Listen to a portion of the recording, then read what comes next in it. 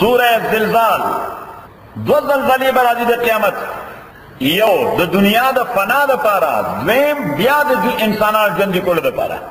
یو چې دنیا فنا کېږي نو یو زلزله به راشي. سورہ حج کې د هغې ذکر دی، ان زلزلة الساعة شیء عظیم، چې زلزله د قیامت ډېر لوی شی دی. یوم ترونها تذهل کل مرضعة عما ارضعت، دا هغه ورځ ده چې ته به وینې چې هره پای ورکوونکې ښځه به د خپل بچي نه غافله شي، ځکه دومره لوی هیبت پی چې د بچي فکر به ختم شي. وتضع كل ذات حمل حملها، هره بارداره زنانه هغه خپل بار بې وخته ډیلې ورکړي. وترى الناس سکارا، خلق به انسان شي. وما هم بسکارا، دی به دا نه چې انټاکسیکن به استعمال کړي، ولکن عذاب الله شدید، د خدای عذاب ډېر لوی سخت دی. خبره ذهن کې رااله؟ نو کوم ځای حواله ورکوي؟ سوره حج لومبني آیتونه، نه کې لومبنی زلزله ذکر ده. او دا په قول د ابن عباس دویمه زلزله چې کله به انسانان راژوندي کېږي. او بعضې مفسرین وایي دا دواړه یوه زلزله ده. کومه زلزله؟ سوره حج والا او دا هم هغه زلزله ده چې د دنیا د فنا دپاره به کله څه کېږي؟ دا زلزله راځي. اذا زلزلت، نو موضوع د صورت چې زلزله د قیامت ډېره عظیمه ده، او خلق با خپل اعمال که خوی او که بد وي، که خوی او که بد وي، نو خپل اعمال با التوینی، خپل اعمال با التوینی. اذا زلزلت الارض زلزالها، چې کله وجړقول شي ځمکه په جړقولو سره، واخرجت الارض وراو باسي ځمکه اثقالها، خپل بارونه، وقال الانسان، انسان وایي ما لها، what happened to it، دا ځمکې سره شو. یومئذ پدا ورځ باندې تحدث اخبارها، بیانوي به خبرونه خپل، بان ربک اوحی لها، چې پروردګار ستا اوحی حکم کړی دی تا. دا ځمکه به لګیایي، دا ځمکه دا په خپله بیان کوي. انسان به وایي دا دې سره څه وشو، دا ټول هر څه ولې بار راوستل، دا به وایي د خدای حکم. بان ربک اوحی لها، ابن عباس سے وایي لکه د انسان په شان خبره به کوي. څنګه خبره به کوي؟ لکه سیف الله خان. یومئذ یصدر الناس، دغه ورځ هغه ده یصدر الناس چې راځي به خلک اشتاتن. اشتاتن معنا ګډ مډ، خلط ملت. څنګه خلط ملت؟ موږ ورته ګډ وډ وایو، تاسو ورته څه وایئ؟ ګډ وډ.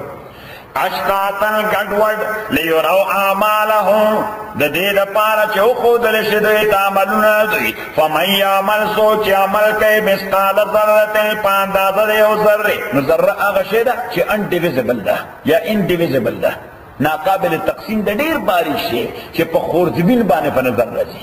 صحیح؟ خورزبین وایي ورته؟ یو حجره. ها؟ بدن یو حجره نه، یو حجره. حجره څه ته وایي؟ د بدن راپاس سیل، سیل ایټم وایي ورته، ذره ایټم. فمن یعمل مثقال ذرة، په اندازه د یو ایټم چا چې عمل کړی، خیرن د خیر یرهون، دا به ویني. ومن یعمل، څوک چې عمل کوي، مثقال ذرة، په اندازه د یو ایټم، شرن د بدن یرهون، دا به ویني.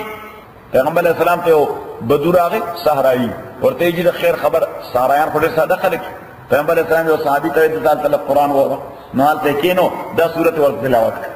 نو چې د اخري آیتونو ته راورسېدې چې څوک عمل کوي په اندازه د ذرې د خیر، دا به ویني، اندازه د ذرې د شر، دا به ویني. نو هغه صحرایي صحابي نه تپوس کوي، حسبنا الله علی الذره، خدای موږ سره د ذرې ذرې حساب کوي. هغه بیا دغسې الله تعالی وایي، نو بس هغه څادر راواغسته، اوږې کېښوده، السلام علیکم، حسبي هذا، بس ما لپاره دغه کافي ده، دغه سبق ماله کافي دی. هغه صحابي ورته نه کېنه، ته پیغمبر علیه السلام ما ته حواله کړی، تا ته به 1 غنټه سبق ووایه چې پیغمبر علیه السلام خفه نه شي چې تا دوره در شاګرد رخصت کړ.